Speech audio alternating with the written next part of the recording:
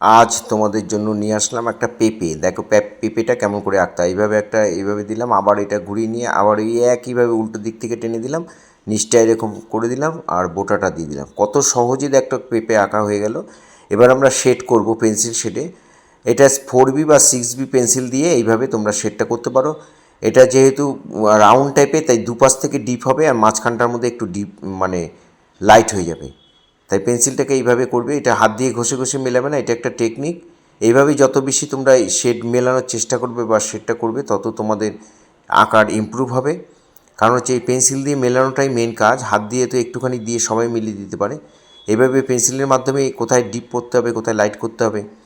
আর পেন্সিলটার light যে জায়গাটা করবে সেই জায়গাটার মধ্যে পেন্সিলটাকে একটু চাপটা কম দেবে, তাহলেই হয়ে যাবে। একটা পেন্সিল দিয়ে এটা পুরো শেডটা হয়ে যাবে। খুব ভালো করে দেখে তোমরা বাড়িতে যদি একটু প্র্যাকটিস করো, তাহলে অনায়াসেই তোমরা করতে পারবে।